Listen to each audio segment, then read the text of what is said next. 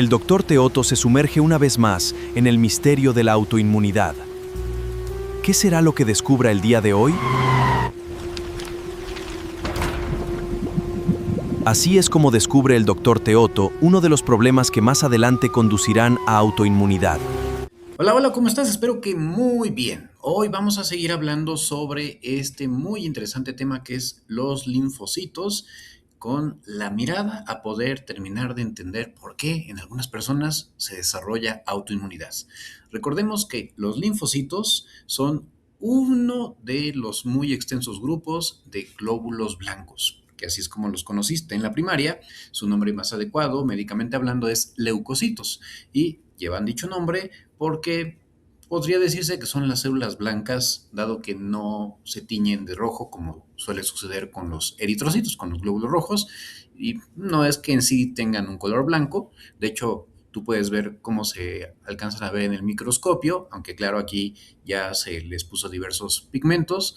Básicamente son más bien transparentes, con tonalidad azulada discreta.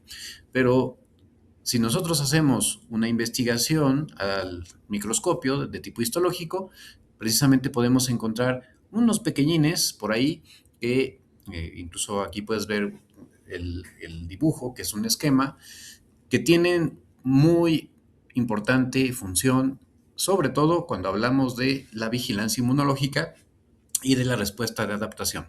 Pero incluso en los linfocitos, para hacer todavía más compleja la situación, hay subgrupos que no necesariamente se van a adaptar. De hecho, digamos que son una especie de eslabón entre el sistema inmune innato, que no necesita estar, digamos, teniendo un estímulo para mejorar su respuesta, es decir, ya tienen una respuesta estandarizada, y en el epítome o digamos en la parte más evolucionada y más compleja están precisamente los linfocitos altamente diferenciados, como pueden ser las células plasmáticas que derivan de los linfocitos B.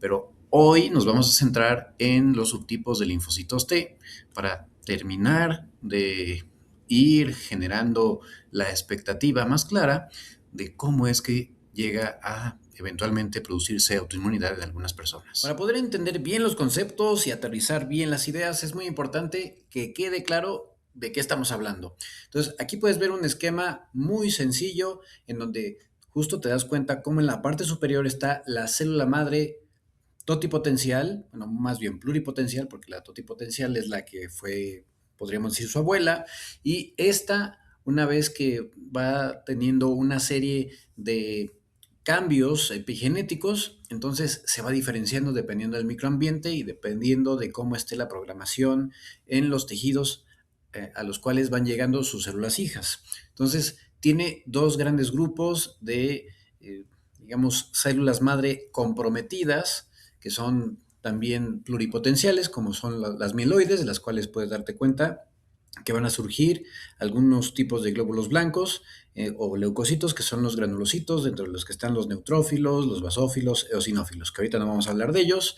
De aquí también, de hecho, de esta célula madre, va a surgir la serie eritroide y las plaquetas. En tanto que del grupo de los linfoides, la célula madre o el tronco celular linfoide, se deriva el linfoblasto, que a su vez va a tener tres grandes clasificaciones o tres grandes familias, que son los linfocitos B, productores de anticuerpos, los linfocitos T, también conocidos como células T, que van a dividirse a su vez en dos grandes grupos, los T cooperadores, dentro del grupo están los reguladores, y los linfocitos T citotóxicos.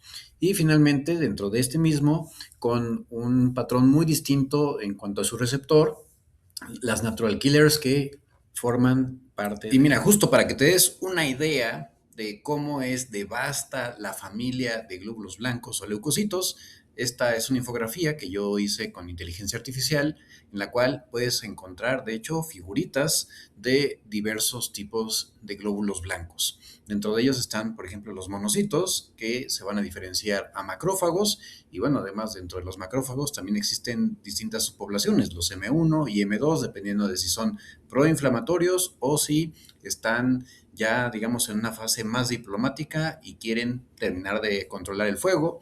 Están las células dendríticas, que también hay diversos subtipos. De esas te hablaré en otro video porque es todo un tema hablar de células dendríticas. Incluso aquí podemos ver como dos ejemplificaciones, unas que son las plasmocitoides y otras que son las monocitoides, para que veas cómo sí es algo bastante intrincado. De este lado podemos ver un esquema de una célula dendrítica y de cómo existe una interacción entre dicha célula dendrítica, de hecho la célula dendrítica interactuando con algunos de estas estirpes, las que puedes ver allá, son diversas estirpes de linfocitos T, que dependiendo de cómo esté configurado su receptor y precisamente de su capacidad, podríamos llamarle de evolucionar, es que se pueden clasificar de una manera mucho más específica. Y date cuenta cómo algunos tienen una clasificación como TH17, otros T gamma delta y así, nombres muy rebuscados que no te preocupes, no vamos a profundizar en esto, simplemente quiero que con esto te des una idea de lo increíblemente maravilloso que es no solamente el ser humano, sino cómo está todo su diseño, especialmente en términos de el sistema inmune. Algo que tú debes de saber es que existen dos grandes grupos de linfocitos T, los alfa beta y los gamma delta. Se llaman así dependiendo de cómo está configurado su receptor. Los alfa beta principalmente van a reconocer a antígenos procesados a través del MHC. El MHC no es otra cosa que el pasaporte de nuestras células. Y hay algunas células que tienen la capacidad de diseñar un pasaporte muy específico para poder generar la información clave y con ello detectar de manera muy específica las características y las debilidades, sobre todo de los patógenos contra los cuales hay que actuar.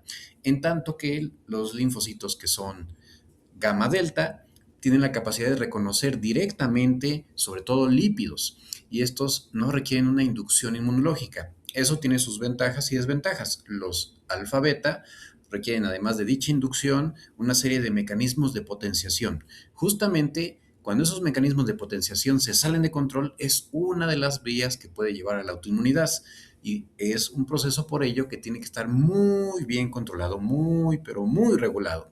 En tanto que los gamma delta no van a requerir tal potenciación, aunque sea un microambiente inflamatorio y justo su adaptación es mucho menor, lo cual quiere decir que va a ser menos potente en sí la respuesta inmunológica, pero se van a parecer en que también tienen cierta memoria, aunque los de memoria más potente y que de hecho en subsecuentes exposiciones es mucho más notable son los alfa beta.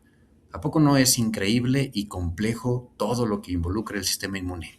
Que por cierto, si no me sigues, ¿qué estás esperando? No olvides dejar tu like si este video te está gustando y continuemos para seguir aprendiendo sobre este interesantísimo tema. Y ahora sí, teniendo muy claro que solamente estamos hablando de uno de los muchos subtipos de linfocitos y dentro de estos únicamente nos vamos a enfocar a los linfocitos alfa beta, que es decir, que su receptor PCR tiene las cadenas alfa beta, puedes darte cuenta de la increíble variedad que existe. Y todo es a partir de un linfocito T naive que nuevamente dependiendo del microambiente, de las necesidades locales y de la programación genética, es que se va a poder derivar a muy diversas estirpes especializadas finamente en diversas funciones. Y además, algo súper importante es que todas estas estirpes, de hecho, son necesarias para que se mantenga la persona en salud.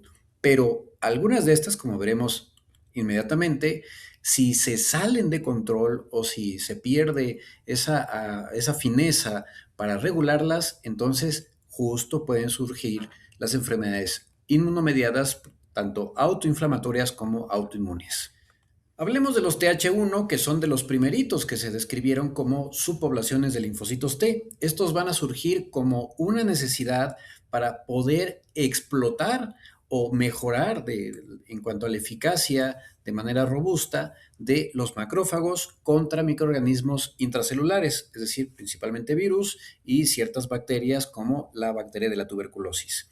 Pero fíjate qué importante, si bien esta es una respuesta vital para permitir la supervivencia ante estas infecciones. Es más, cuando funciona bien, por ejemplo, si tú llegas a estar en contacto con una persona tuberculosa, te vas a curar de la tuberculosis y si estás mal, pues como sucede en algunos pacientes que tienen VIH, entonces te vas a morir de tuberculosis o bien sin la desnutrición o algunas otras cosas en donde vaya, llevan a que se diezme la respuesta inmunológica y pues crezca exorbitantemente la tuberculosis, la persona muere.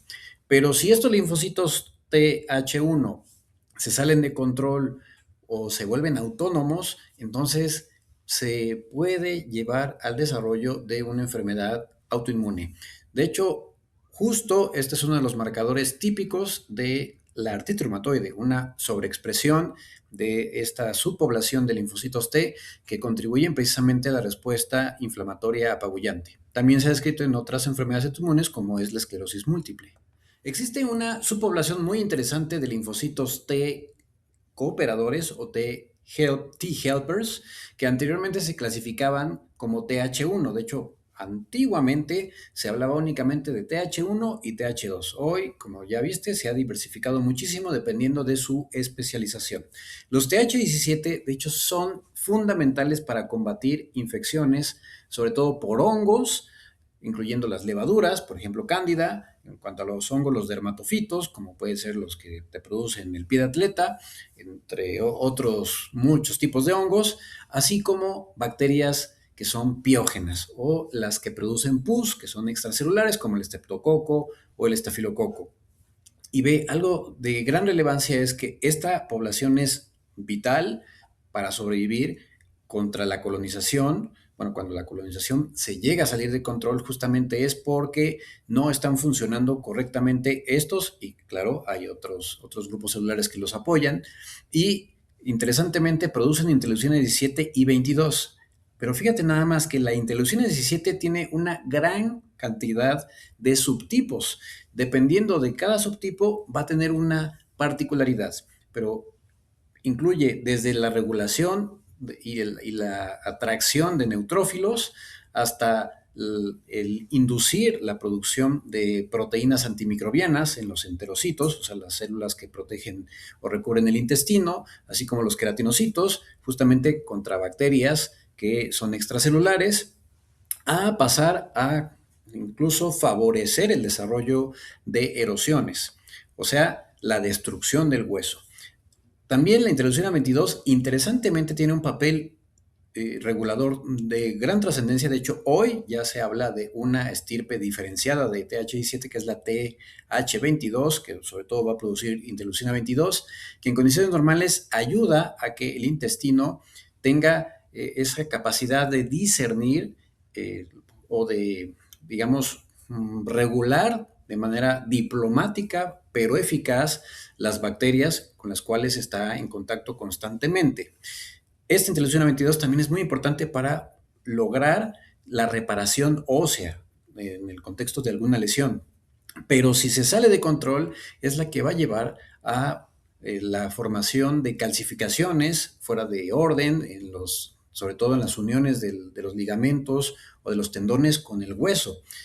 Y esto precisamente es algo muy característico de las espondiloartritis, es decir, la psoriasis, sobre todo obviamente estoy hablando aquí ya de una artritis psoriásica, o de la antes llamada espondilitis anquilosante. Pero fíjate que igual se puede ver en otros tipos de padecimientos cuando se salen de control. Lo que es todavía más interesante es que esta población de TH17 puede ser inducida, pero también puede ser revertida dependiendo del microambiente de citocinas. Es decir, puede ser muy agresiva o puede ser sumamente diplomática y convertirse en T reguladoras. Pero va a depender precisamente de la interacción con las células dendríticas, como vemos acá arriba, el tipo de citocinas que produce esta célula dendrítica. De hecho, esta cuando produce IL-23, precisamente en grandes concentraciones sobre todo, va a inducir este tipo de respuesta TH17, que a su vez estas TH17 van a producir la citocina IL-17, así como factor de necrosis tumoral alfa, entre otras.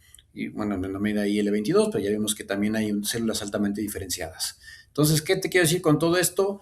Que como ves, la respuesta inmunológica es súper compleja y fácilmente, cuando algunos mecanismos fallan, puede llevar al desarrollo de autoinmunidad o enfermedades autoinflamatorias. Tan es factible que exista una respuesta autoinmune que fíjate muy bien cómo existen tres estirpes actualmente ya muy bien conocidas, bien reconocidas, de linfocitos específicamente enfocados en regular la respuesta inmunológica. Desde el linfocito T regulador, que justo ayuda a disminuir esa hiperactivación, sobre todo de la respuesta TH1 y TH17 precisamente, bajando la producción de citocinas en contextos de infecciones que inicialmente lo indujeron y favoreciendo que los macrófagos pasen de un fenotipo hiperactivo, agresivo, productor de especies reactivas de oxígeno, a uno incluso reparador.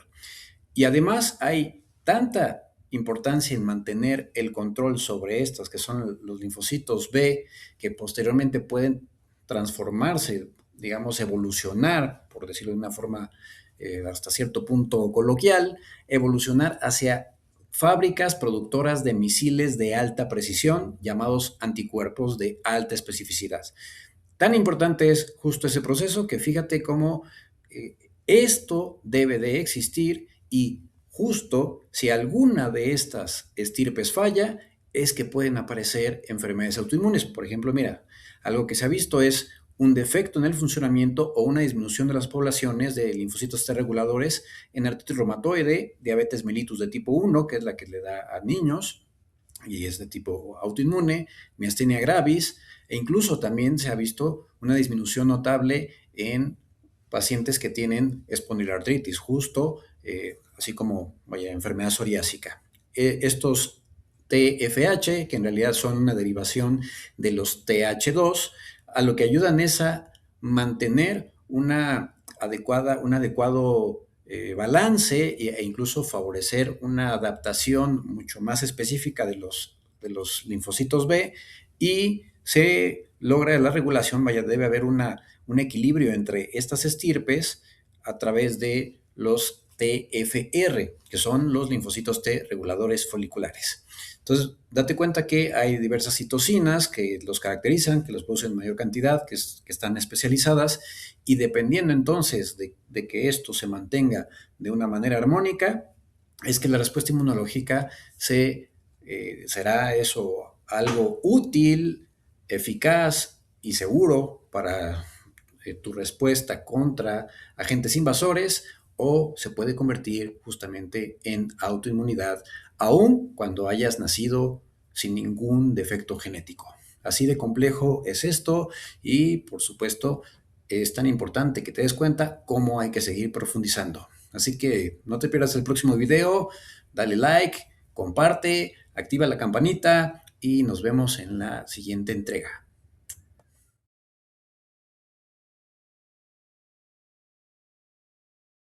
Suscríbete a mi canal y activa la campanita para no perderte ningún nuevo video.